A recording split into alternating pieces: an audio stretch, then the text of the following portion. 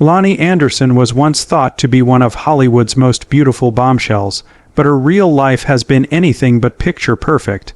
Behind the beautiful smile and red carpet appearances is a story of troubled marriages, family problems, and changes that no one saw coming.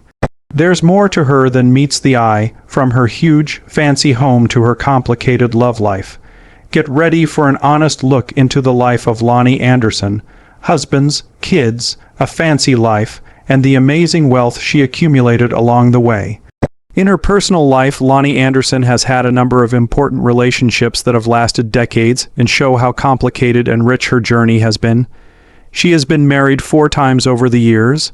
Each marriage was a new part of her life that filled with love, family, and personal growth. Her first marriage was to Bruce Hasselberg, who built homes. They got married in 1964, when Anderson was just becoming an adult and starting her job. They were married for only 2 years, ending in 1966. Even though it was short, this marriage was important because it was how Anderson had her first child, a girl named Dedra. Anderson's early family obligations and growing personal goals would come together in Dedra, who would become an important part of her life. There aren't many public details about how Hasselberg affected Anderson's life, but it's clear that their bond during those formative years set the stage for her future role as a mother. Almost after 10 years, Anderson got married again. This time, her husband was actor Ross Bickle, showing that she was becoming more involved in the film business. They got married in 1974 and lived together for 7 years, splitting up in 1981. Anderson's work and social life probably grew a lot during this time because she became more involved with the acting world. As for Bickle, he worked in the movie and TV business, and the fact that they both liked the same kinds of work may have helped and hurt their marriage. This marriage continued a lot longer than her first one, which suggests a deeper and more stable relationship during a time of change in Anderson's life. Anderson's third marriage to the famous actor Burt Reynolds may have been the most well-known. When they first met, they were in Hollywood, where there were lots of cameras and a lot of attention.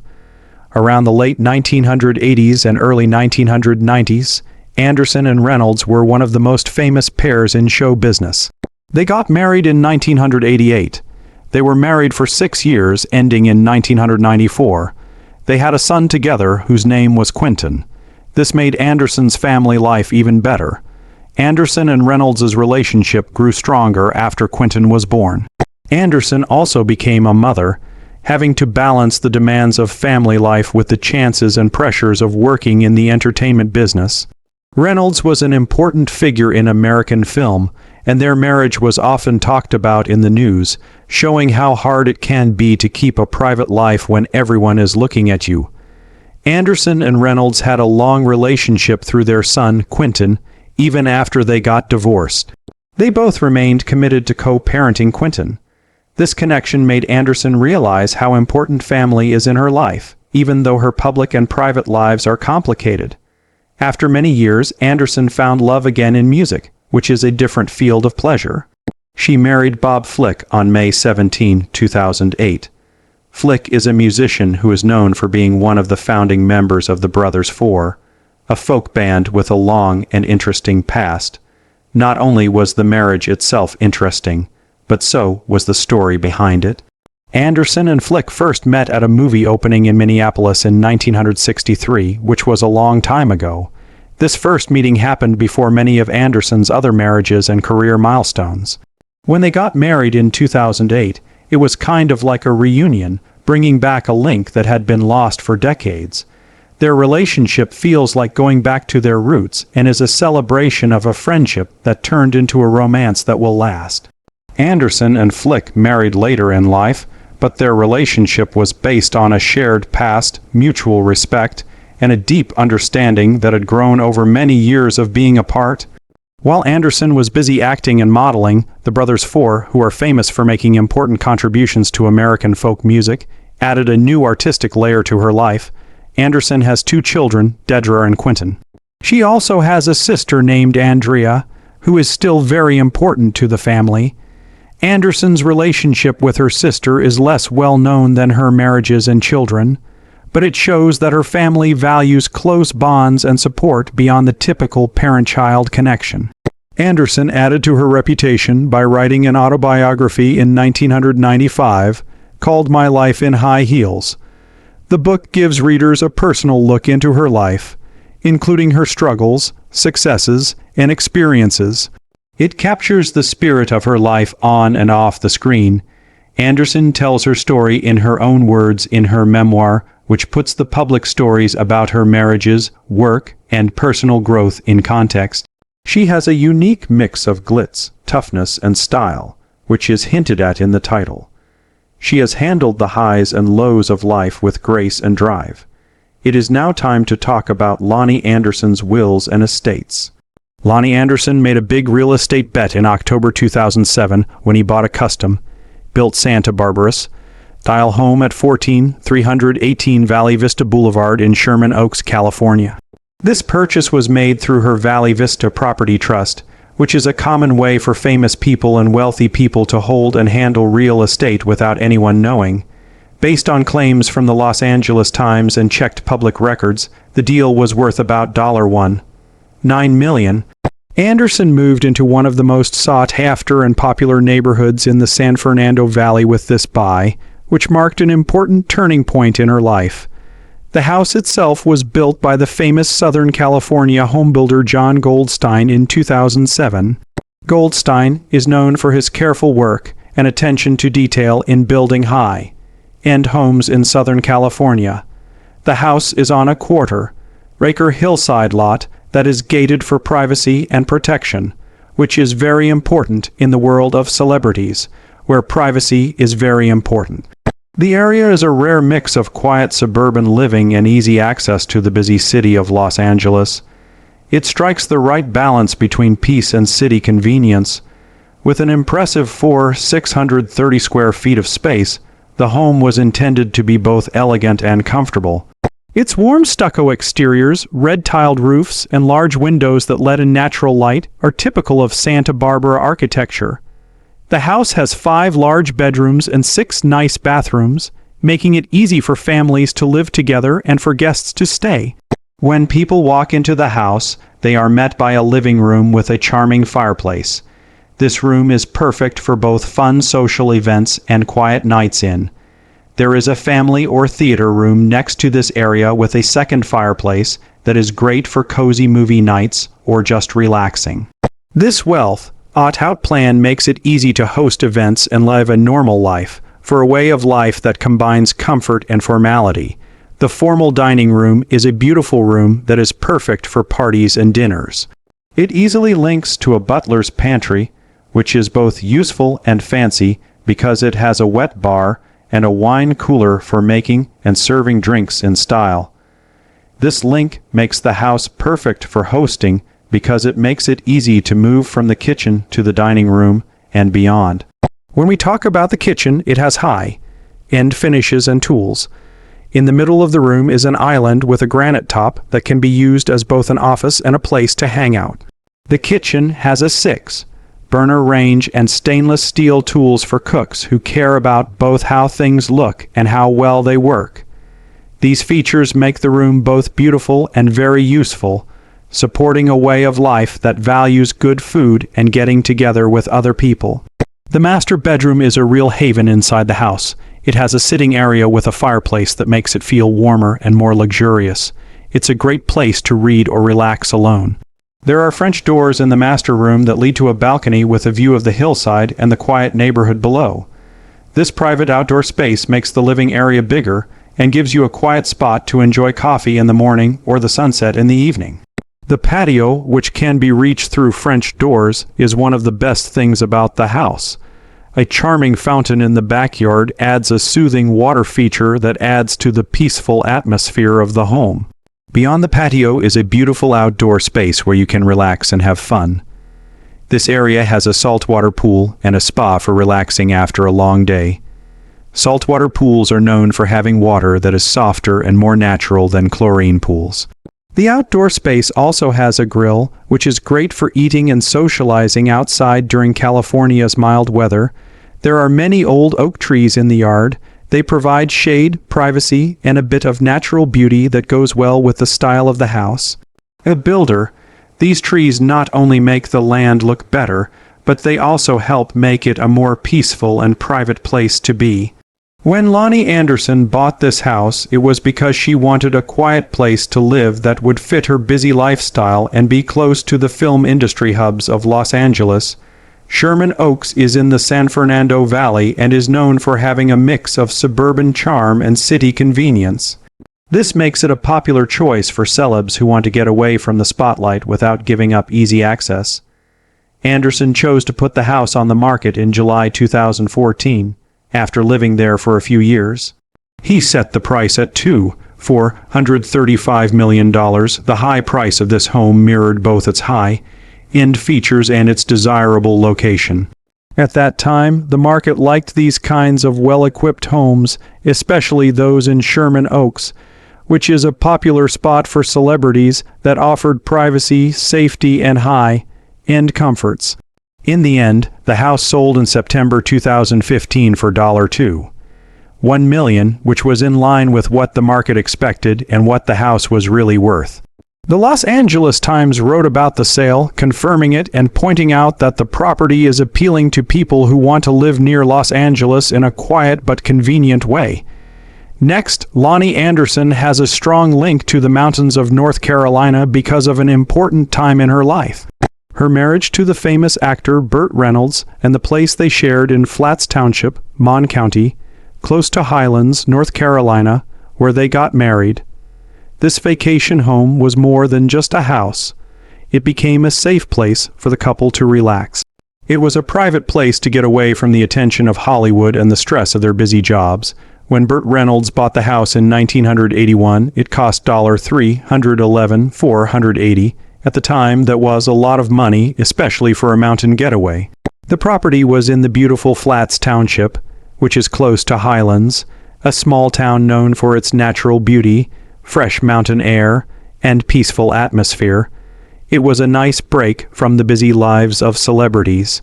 Highlands is a well-known place to visit, and the Nantala National Forest is right next to it. A lot of people go there on vacation to find peace, hiking trails, waterfalls, and the beauty of a small mountain town. The builder Jim Fox planned and built the house in a thoughtful and elegant way. There isn't a lot of information available about the house's exact size, plan, and features. This is partly because it was never put on the multiple listing service MLS, and public records don't have a lot of information either. What is known to refer to a home that was designed to be comfortable, private, and look good with its natural settings. Homes in this area often combine the natural beauty of the mountains with high-end craftsmanship, using stone and wood as well as other natural materials to make a warm and elegant getaway. They made the house their own with great care while they were married from 1988 to 1993. Martin Simone, Anderson's lawyer, told the Greensboro News and Record in 1994 that the house was called a really nice vacation home, which shows that it was popular because it was well-equipped and comfy. The couple redecorated the house together, adding personal touches that showed what they liked and how they lived together. These group projects show that the house wasn't just a place to stay for a short time. It was a meaningful place where they made memories and grew closer away from the public eye. With its tall trees and peaceful mountain views, this retreat gave Anderson and Reynolds a private place to unwind and reunite. Reynolds also owned property in Florida and Los Angeles, but the rolling hills, babbling creeks, and cool, fresh air of the Highlands area were very different from the busy city life of Los Angeles or the warm coastal lifestyle of Florida. Peace and quiet of this vacation home probably helped them deal with the stress of their busy film and TV jobs. Anderson and Reynolds got a divorce in 1994, and the North Carolina house was a big part of their settlement. As part of the deal, Anderson got the property, which she allegedly liked better than Reynolds' other Florida properties.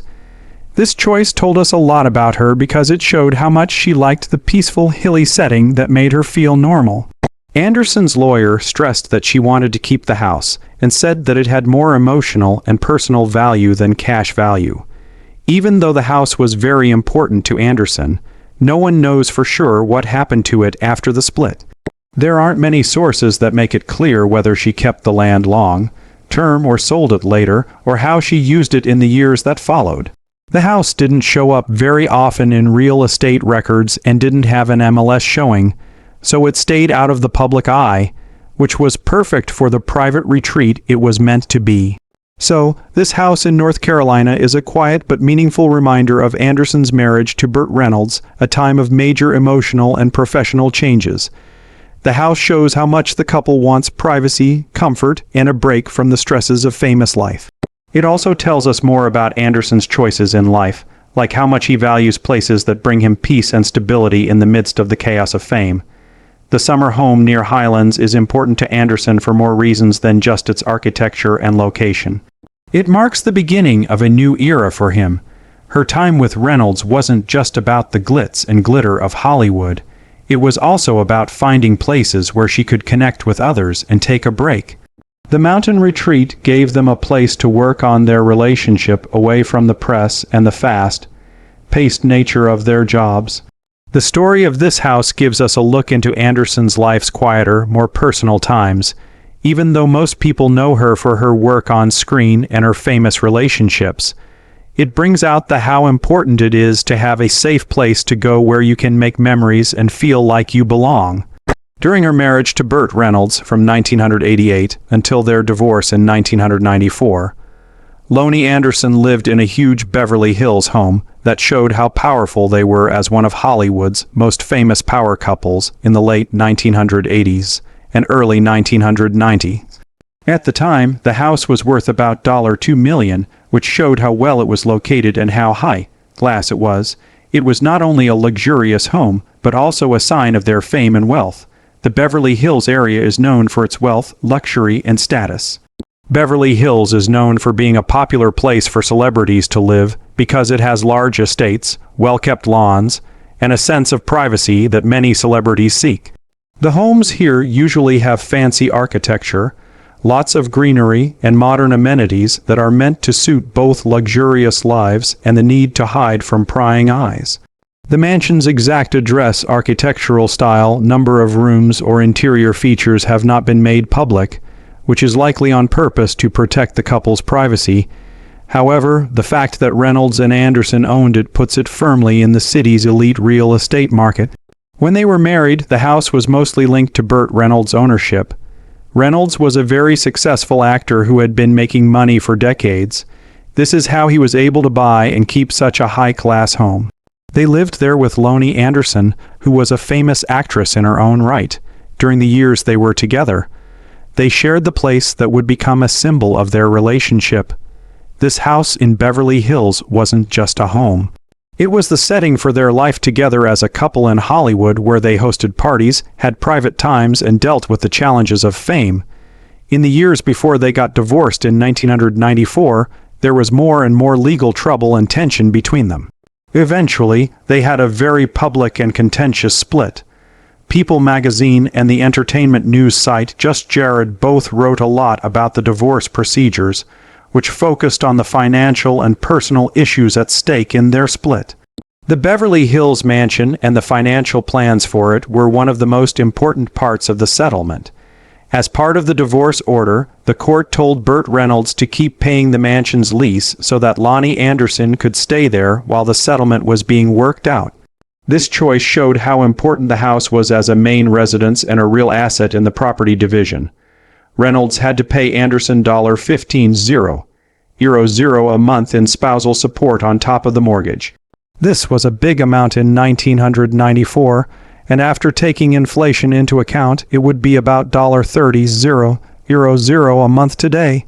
This monthly support showed how expensive their old way of life was, and showed that the court understood Anderson's need to keep up a standard of living similar to what they had while they were married. The financial terms showed how important their breakup was and how much they had built their life together. The house, which was worth about $2 million, was both a valuable asset and a strong public symbol of their relationship. Being a star and living in a mansion in Beverly Hills is a sign of a certain level of life, complete with its perks and responsibilities. Anderson lived in this house during and right after her marriage because it showed who she was, and because it was necessary as the breakup went on. The mansion was important to Anderson during his marriage and breakup, but it wasn't a part of his life afterward. After the divorce was finalized, she moved to a new place to live, and there is no public record or sign that she still owns the Beverly Hills home.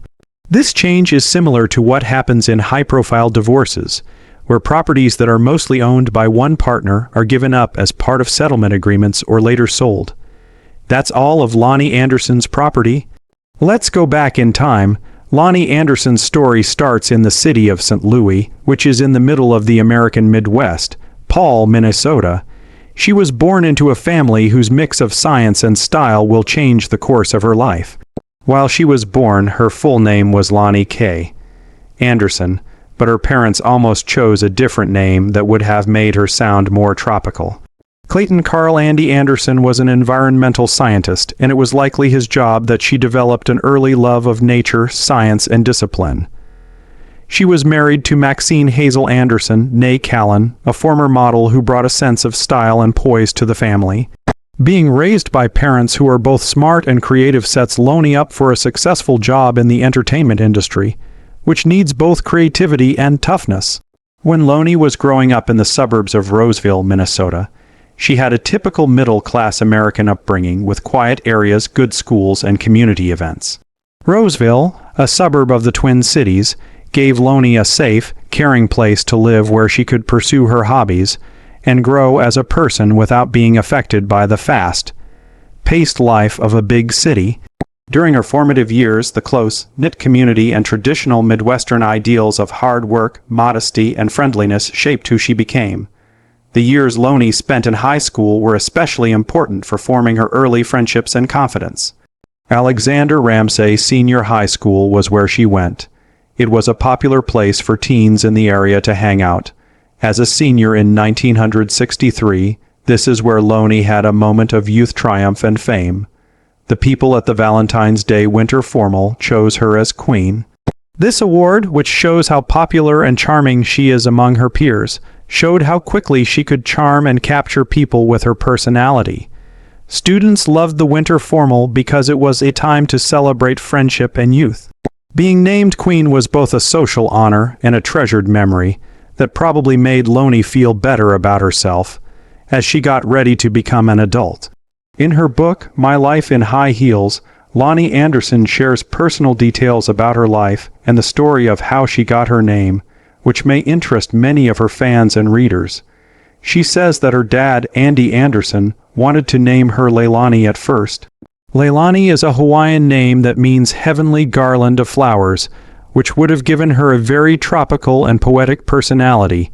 He thought about the facts of growing up and the social problems that might come with having such a unique name, so he changed his mind.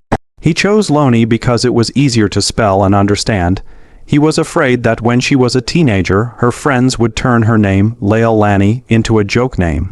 This story not only shows how her parents cared for her and planned ahead for her, but it also gives you an idea of the grounded, practical mind that matched her mother's modeling elegance and her father's scientific precision. Growing up in Minnesota in the late 1940s and early 1950s was similar to American culture in general after World War II. Families put a lot of value on education, community service, and getting ready for the growing possibilities in the modern world during this time of hope and growth. People often thought of the Midwest as the middle of America. It was known for its strong work ethic, traditional beliefs, and focus on family unity. Loni probably picked up a mix of modesty, drive, and determination from growing up in this setting. She had traits that would help her get ahead in the tough world of show business.